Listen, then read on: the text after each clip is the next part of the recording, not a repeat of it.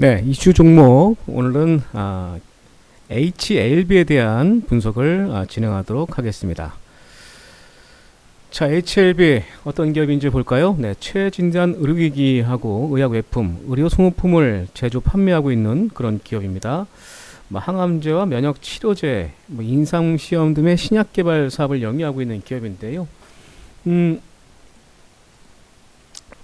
네, 전반적으로 글로벌 바이오 의약품 전문 회사라고 보면 될 것 같습니다. 자, 이슈 사항을 봐야 되겠죠.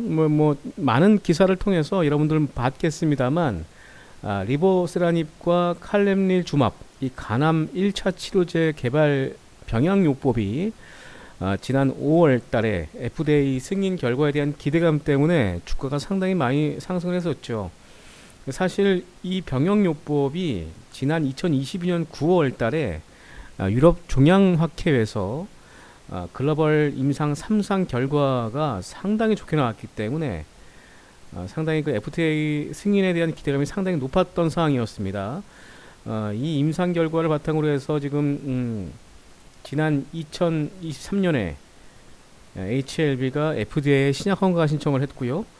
FDA는 오케이, 좋습니다. 지난 2024년에 7월달 접수를 승인을 하고 올해 5월 16일 FDA로부터 최종 승인이 날 것으로 전망이 됐었습니다만, 네, 이 부분이 지금 승인이 안 났었죠. 12만원까지 주가가 상승한 이후에 이 결과 때문에 4만원대까지 주가가 하락하는 그런 경험을 했습니다. HLB의 리보세라닙, 그 다음에 중국 파트너사죠. 이 항서제약의 칼렘닐주맙의 병용요법 관련돼서 FDA에서는 보안요구 소환을 제출하라고 발표를 했습니다. 최근에는 주가가 다시 한번 이슈가 되고 있는 상황인데요. 네, 지금 HLB 측과 지금 FDA 와 함께 지금 허가 심사 재개를 위해서 미국 시간으로 2일 지난 7월 초에 관련 회의를 마쳤다고 밝혔습니다. 이 부분 때문에 최근 주가가 좀 이슈가 되고 있는 상황인데, 이번 회의에서는 그 HBL의 미국 자회사 엘레바와 항서제약이 참석을 했는데요. FDA는 그 CRL, 이 보안 요청 서신 발급으로 지연된 이번 본 심사를 재개를 하면서 FDA에서 언급한 내용들, 간암 신약의 약효에 대해서는 이의를 제기하지 않았습니다. 이런 부분들의 원인은 사실은 FDA에서 이 파트너사죠, 항서제약의 그 생산, 의약품 생산 시설에서의 규정 위반 사항 때문에 FDA 승인이 안 났다라는 부분이 가장 크게 무관하지 않은 것으로 그동안 조사가 된 상황이고요. 하지만 이번에 현재 캄렐리주맙의 병용요법 신약 허가가 이번에 FDA에서 지적된 항서제약의 제조시설 문제는 아니기 때문에 큰 무리가 좀 없는 것으로 판단이 되어지고 있는 상황입니다. HLB 측도 마찬가지, 이번에 FDA가 공개한 실사 장소가 캄렐리주맙 생산시설이 아닌 상황이다. 그래서 신약 허가는 별개 사안으로 구분을 해야 된다라는 입장을 내고 있는 상황이고요. 조만간 FDA가 지적한 사항이 시설 결함으로 인한 사항이 중대하지 않은 사항이기 때문에 빠른 시일 내에 재허가를 자신하고 있다, 그렇게 좀 봐야 될 것 같습니다. 자, 올해 이 회사 주가 지금 7월 10일입니다. 오늘 10월 10일 장중 9만 3천원대, 9만 2천원대에 거래되고 있는 상황인데요. 시장 컨센서스는 적자세이기 때문에 이 간암 치료제 리보세라닙과 캄렐리주맙의 병용요법의 간암 치료제 FDA 승인권이 시장에 이슈가 되고 있는 그런 상황이었죠. 최근에 이 간암 신약 병용물이 사실 국내에서 최초로 이 항암제 FDA 승인 기대감 때문에 상당 부분 주가 상승하는 모습을 보였습니다.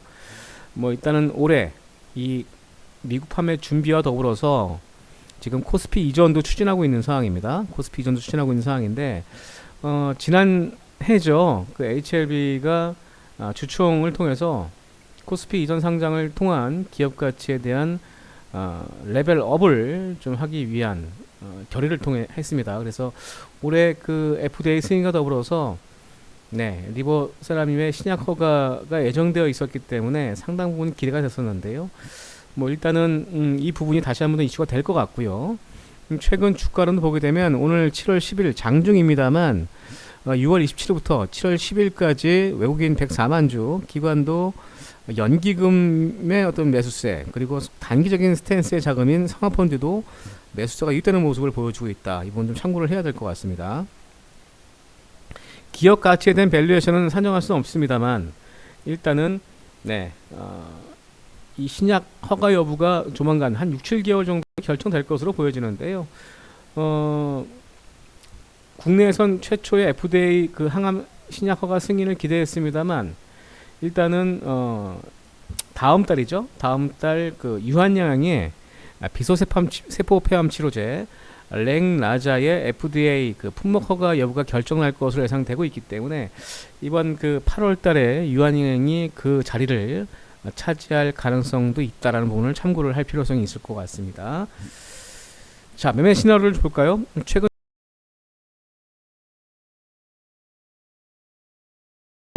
전에 최고 12만원 9천원까지 상승했습니다. 이후에 FDA 그 승인이 안 된 이후에 급락했습니다만 5만원대를 이탈하고 다시 한번 복귀하면서 최근 다시 우상의 패턴의 모습을 보여주고 있습니다. 물론 최근 한 5, 5거래일 동안에 주가가 60% 이상 급등을 했기 때문에 지금 투자 주의 종목으로 지정이 되어 있는데요.